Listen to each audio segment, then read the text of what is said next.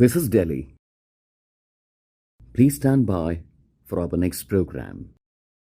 This is All India Radio.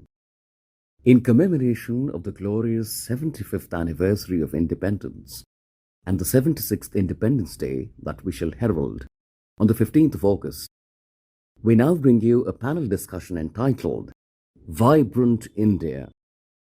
The panelists are Gurcharan Das, eminent writer, thinker and media critic; Shovana Narayan, former administrator and acclaimed danseuse; Annamalai, director, National Gandhi Museum and Library; and Atul Shunglu, formerly with FICCI, who initiates and moderates the discussion. Welcome to the National Program of Talks. The subject of today's discussion is Vibrant India. As always, we have a distinguished panel of speakers to share their thoughts on this topic. India's independence was itself a turning point in its economic history.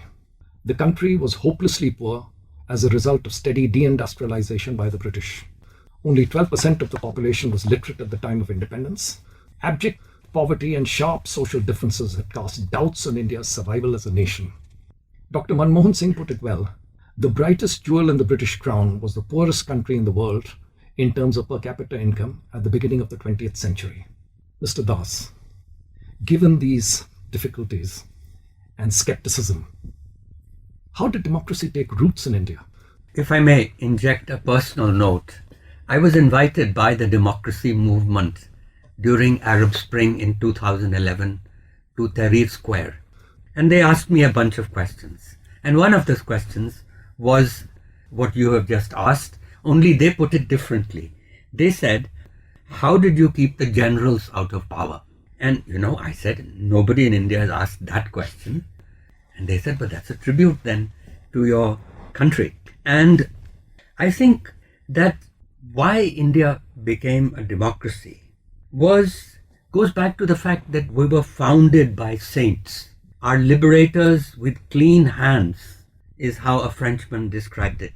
Even the army was in awe of our founding fathers. I mean, compared to Pakistan next door, and this is what they meant, the democracy movement, that Pakistan in its first 10 years had 7 governments, and then the generals took power. And I guess the one individual that we should give credit to is Mr. Nehru. That his great contribution was to embed the institutions of democracy and the rule of law in a hugely diverse country. So that now we think that we could only have been a democracy with so many languages, of so many religions, and being an argumentative, disobedient people at heart. I think we only could have survived by letting off steam. And that's what democracy lets us do. Mrs. Narayanan, you also started your career during this time. You in fact broke a glass ceiling by becoming the first lady to enter the coveted Indian Audit and Account Service, who was a dancer. What was it like then? It was an interesting experience at that point of time, since I was already a well-known young dancer at that time. And in fact, in the civil services, there had not been any, whether it was audits and accounts or any other service. And I felt, at that point of time, it was a tightrope walking, but you had to work doubly hard. And one was used to it in a way, because even when I was studying, I was always doing physics. And then I was masters in physics and PhD, etc. So it was a little bit of a different scenario for people to really stomach to begin with. And then later on, they started accepting it. One did it because one was, sort of interested, passionately interested in whatever one was doing. But it's wonderful to know that today, when you look at people, at women and girls around, they they're all multitasking, a lot of them, and they're doing extremely well. And I think credit goes to all the girls who are doing so well in their multitasking, whether they're in the corporate sector and performing classical dance or music or painting or writing or whatever be it. So I think I just give credit to the individual. It is finally the individual and the effort of the individual and the passionate interest of the individual that takes the individual forward. I particularly personally feel that people before us, let us take another example, before us, in the 40s or the 30s of the last century, how many women were going to schools and colleges? And yet they were the ones, the pioneers, and today it is common for people to go to schools and colleges and study. So it is difficult. You have to always, there is a certain mindset of society, whatever you want to do, and if you want to do it differently, then there is a certain mindset of society that you have to deal with. But at the same time, I'm saying that while it is so, it is that same society which actually then welcomes it and opens the doors for you. Let me come to Mr. Annamalai. As I mentioned, the road to freedom of India was unique. We drew on the Gandhian theory of non-violence, something that went on to inspire many leaders. It had a cascading effect. After India's independence, almost the rest of the world became independent. What are your thoughts on the policy choices adopted by the government once independence had been achieved? Yeah, Panchashila, as he rightly put up, Nehru's contribution. And this non-aligned movement is the demonstration of non-violence in the international relations. And that was successfully implemented. And the whole non-aligned movement was very successful till 1970s. Therefore, the foundation was laid in a very strong way by our forefathers, our founding fathers, especially Gandhi. Gandhi adopted non-violence as a method of fighting the injustice. That was the greatest contribution in the world. When the whole world believed in violence and war, and they believed that that was the ultimate solution for any political issues, Gandhi at the same time, during this 1915 to 1945, the world has witnessed so many wars. But at the same time, 1915 to 1945, on the other side of the world, he demonstrated the power of the non-violence. That was the greatest contribution. And if we call ourselves as a civilized, we should also have a civilized means to settle our disputes. Though Gandhi's non-violence is the civilized means to settle our disputes, whether it is politics or in social or in economic. Therefore, that contribution of the freedom movement was the basis, that is the foundation for our future development. Let me come back to Mr. Das. What is the reason that India has become the fastest growing economy in the world today? Are there any special social factors that you feel that we have an advantage of in India that contributed to this rapid development? Mr. Nehru made a mistake when it came to the economy. He wanted a socialist pattern, and the bureaucracy gave him the license Raj as the answer, and a command economy, which took away our freedom.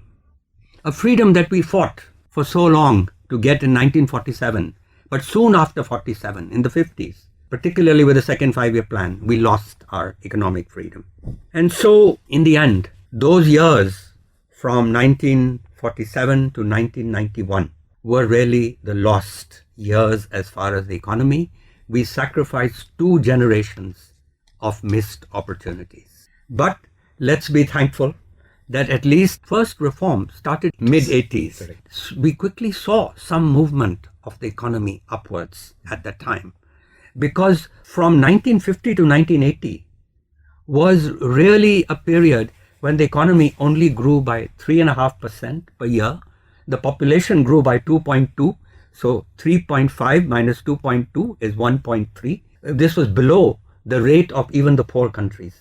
It had everything to being the license Raj, which killed our growth. The socialist period of our country, the 40 years before 91, all the steps that were taken in the name of the poor. Indira Gandhi called it Garibi Hatao.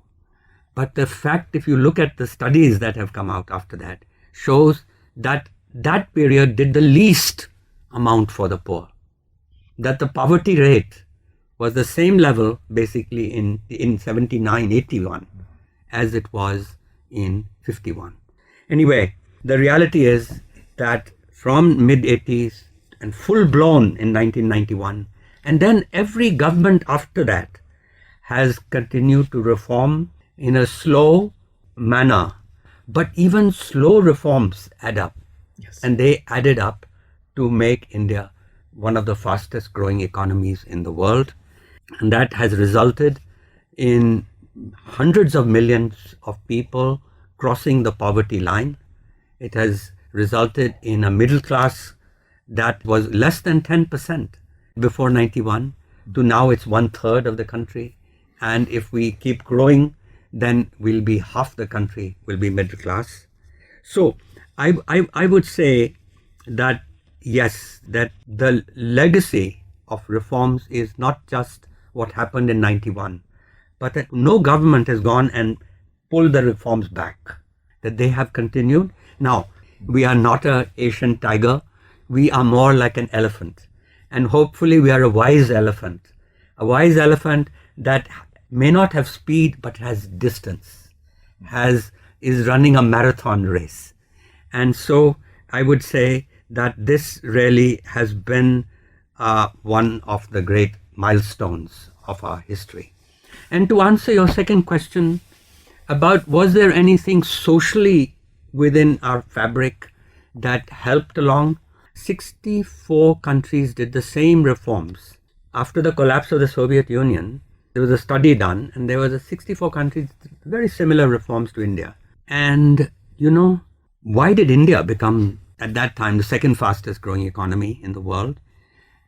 And I think the reason is that in India, we traditionally had business communities, and these were all over.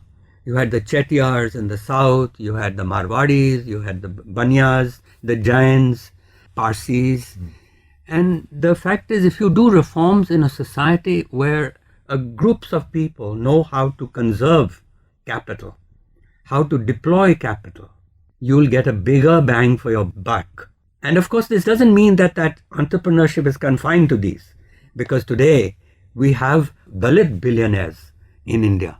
So it's all over, the flowering has taken place. But initially, the impact came from the fact that we had people who knew how to use capital in a sensible way. In the 50s, Lee Kuan Yew had come to India to study Nehru's development model. And he went back from India and said, this development model is not for me.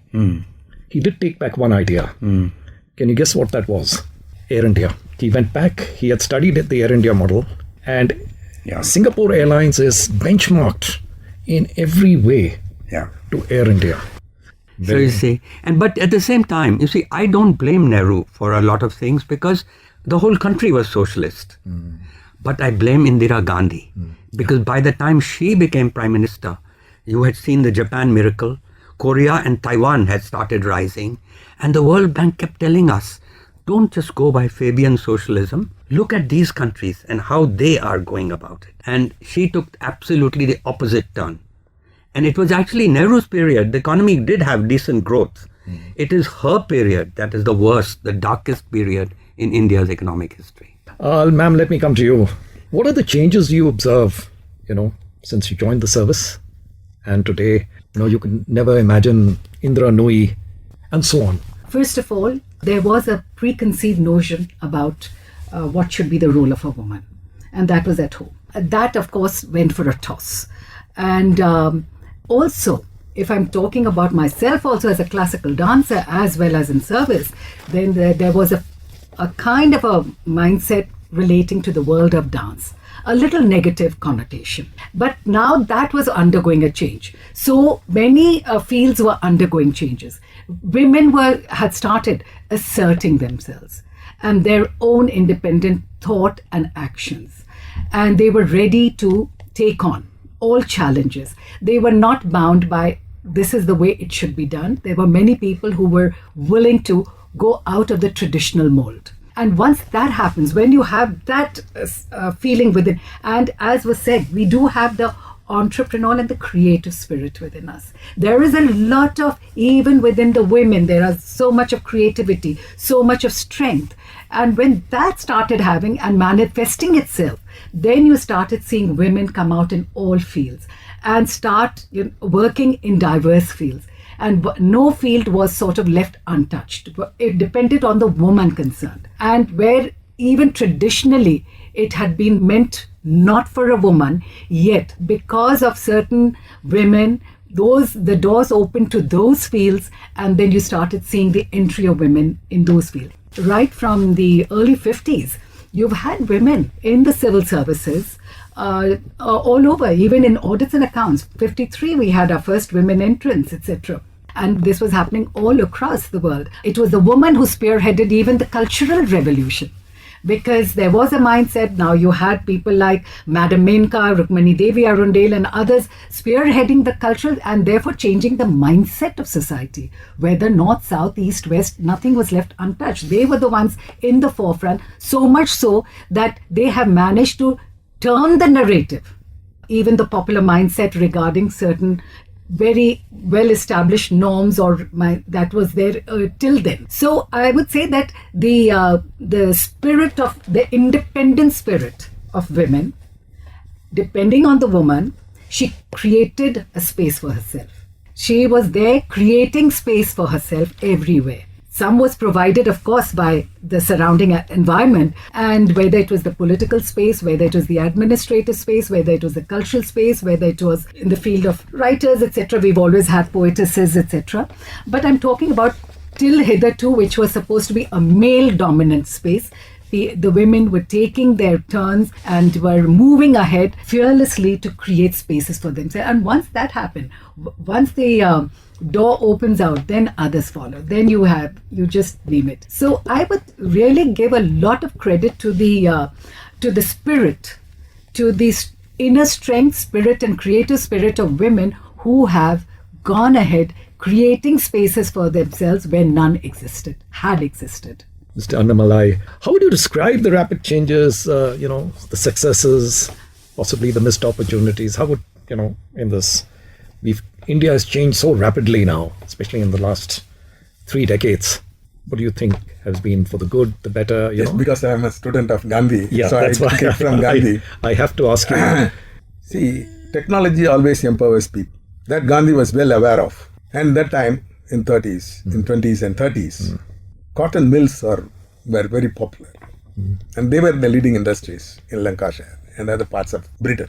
But the same technology was given to the people of India. They empowered by spinning and weaving. And they fought against the mighty British Empire. So he was aware of. People have their own control of their own technology. They will be very, very powerful.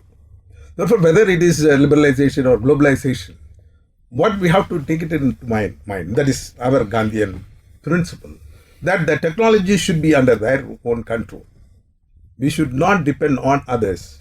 And nowadays, even small articles, we have to depend on others. We can't do it ourselves. The dependency is more and more at one side. At the same time, electronic industry is like a cottage industry now. You can make yourself, teach yourself. Yeah. That is also there. So where Gandhi fit into? That is the very important questions.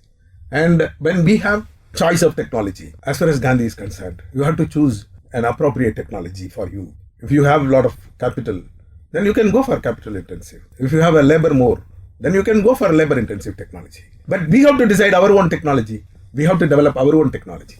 That is the lesson we have learned from Gandhi. We are. If you look at the digital space, it's India, India, India. There's no one else there. Mr. Das, let me come back to you. You opened a very interesting point that you give an Indian a very small space and he'll make a fortune out of it. And let's talk about Amul just as a small example. There was no milk, no butter. And today, if you just look at this enterprise, it's gigantic. And the government was not in favor of, as you said, profits or surplus or anything like that. If you look at the way things are evolving in this world, and especially now that we have this, today we are witnessing maximum turmoil since the Second World War because of the pandemic, 2020. How do you think all this will pan out in the future? Well, I'm glad you mentioned the story of Amul, because I think in the first 40 years, I painted a rather dark picture of the economy. But the two bright spots were the White Revolution and the Green Revolution. They both happened actually after Mr. Nehru. Yeah. This is not a place to give credit to people, etc. But it's good to realize that the seeds were set in that period. Now, where do we go from here? That's the question. Yes, that's it. And to me, the answer is very clear, that the best overall strategy for India economic strategy, social strategy, military strategy, diplomatic strategy is 8% economic growth. If we get 8% economic growth for 2-3 decades, when 25 years from now, when we are celebrating our 100th birthday, I think we will find that India will become we could become like the Asian tigers, a middle class country where the majority of people will be economically at ease. And it's very important in the process of 8% growth that we retain our democracy and that we maintain social harmony. You know, the Tahrir Square story that I told you, those people, the Arab Spring was more concerned about the Islamicization or the radicalization of their young people in their societies. And I think that they were actually pointing to India and saying that India's success is that you have harmony between so many people. And the reason to ask that question is because the threat to India is not from outside, not from Pakistan or China. It is from inside. And you know what other societies have shown in this age of terrorism, that you need a few thousand people who are unhappy, disaffected, insecure, can play havoc with all the gains that we have made. So we want to keep it that way. But so let me just say that when I say 8% growth, the reality is that the model has made us a high growth economy, but our model has not created the jobs that it needed to create. And why? Because we have before us a classic time-tested model of the Far East, Japan, Korea, Taiwan, and then now China. All of them followed the one model, which is through the export of low-tech, labor-intensive manufactures.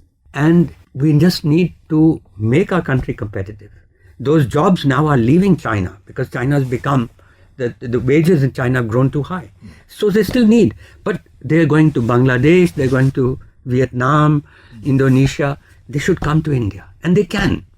And so that is the answer to make our country competitive, labor intensive. You know, our service industry, IT, has shown it's an export oriented, and it may not have created masses of jobs, but it's created enough jobs for us to know that that's the model.